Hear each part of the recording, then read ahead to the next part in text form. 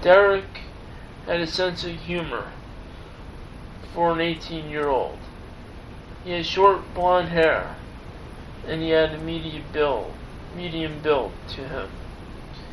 He knew the right words to say to make the women fall for him and do whatever he pleased. It took one night to flirt with Emily, and Emily's attention went towards Derek Nylander. Joseph once again was pushed out of the picture. He became angry and jealous. The time it affected him more than the others. He wanted this one bad, and he put his heart into it. As a result, Joseph was about to fall harder than anyone he knew fell before him. Joseph let these emotions settle in him. He had anger and resentment, but he didn't know how to release his anger properly.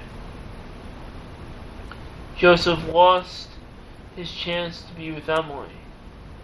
He questioned himself that summer and felt depression overcome him.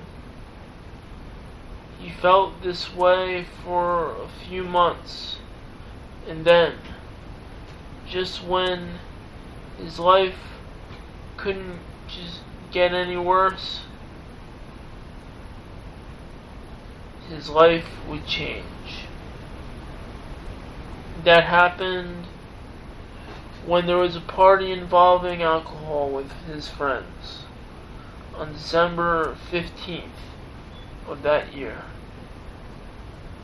Joseph, down on his luck, felt he had one last opportunity with Emily, and this came at a hotel drinking party that Sean and Paul were going to have.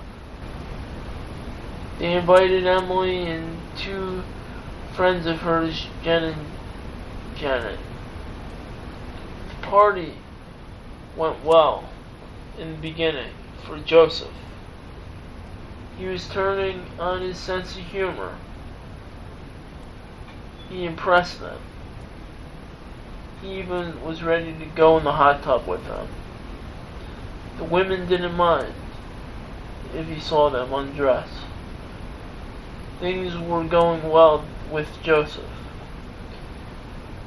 He was the center of attention that night. However, Sean and Paul didn't tell Joseph. They invited his arch rival, Derek Nylander. His friends thought that Joseph had gotten over what he had done and had moved on. But deep down inside, Joseph had not forgotten or forgiven him. Joseph's reaction was about to turn from laughter to anger. He was filled with jealousy and animosity. When he walked in, his mood changed in 1 minute. Joseph had one drink out with anger, and that did it. All his friends saw his wrath, and his anger showed. He cursed off all his friends. He told Emily how he felt, and he kept on rambling on about how he was mistreated. His friend Sean wanted no part of him, as Joseph was causing trouble. Joseph would never be the same again. His anger got the best of him, and his mind became ill. The next day, he woke up he had to get to J.P. Nichols for work, and his perception of life was altered. He was interpreting life to the point where his delusions took over. He was hearing things on the TV and believing it. He started to color coordinate everything in his room. And if anyone got in his way, he would curse them out. He finally, in a bit of rage, cursed off his parents. They had no choice but to call 911. His parents knew something was wrong and had to act. To Joseph, this was an act of betrayal, and he was taken away in the ambulance. When he was in the room, he couldn't move because the nurses had violently assaulted him when he tried to escape the room. They sealed him off because he was a threat. This was the start of never-ending problems. He was then shipped to New York State Hospital for mental health examination. The hospital was merciless with the treatment.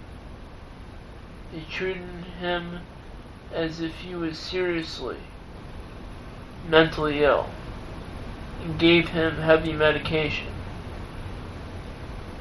He was not the same afterwards.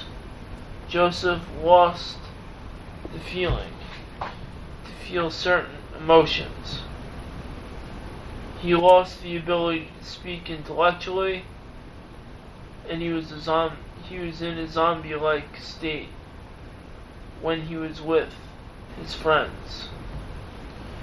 He relived the same event of the party in his head over and over again.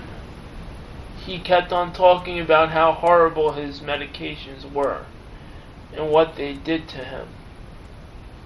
He slowly recovered and got his speech back. And also some of his emotions came back. When his speech came back, he had to learn everything over again. He questioned his existence, and the turning point in his life would come 5 years later. Okay, this is the beginning of a soul warrior's journey. It's a very good book. I might have guests on who are going to talk about the book and what it meant to them.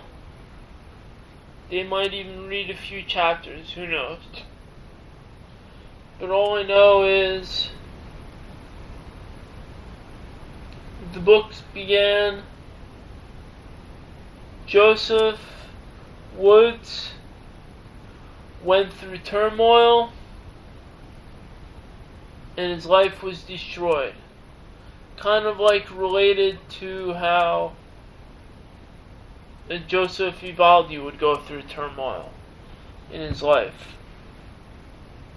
There are similarities, and it is an archetype. And I'm going to wrap up this chapter of the book, or this podcast. I've got plans to do,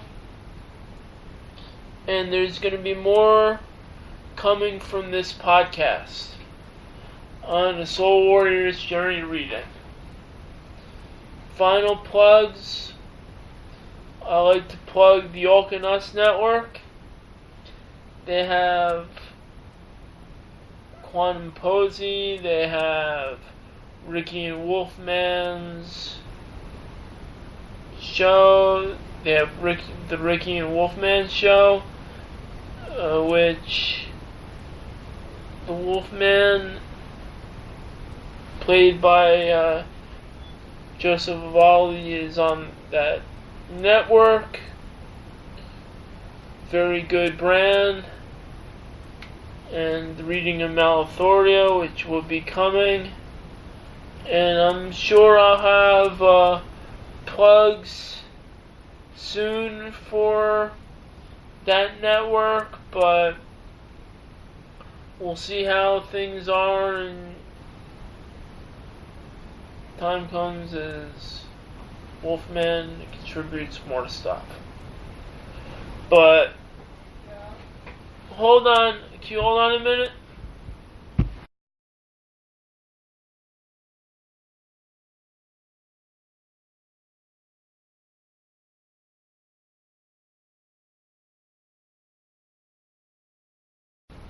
Sorry being a call for a few minutes. I'm gonna plug my stuff. The Joseph Vivaldi network, I'm plugging the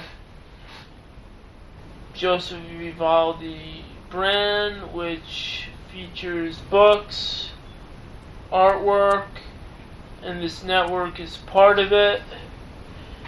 And I'm gonna plug in a Twitter brand. It's at Wolfman1479. And if you go there, even the Facebook author page with Joseph Vivaldi or the Joseph Vivaldi brand, either or, you'll find out when my podcasts are, when I have my blogs coming out, and everything. So it's my plugs, and this has been the reading. This has been a Soul Warrior's Journey reading, and this is the Joseph Vivaldi Network. Stay tuned for more readings, as I will do chapter 2 and 3, and if I'm ambitious, I'll do chapter 4. Have a good night.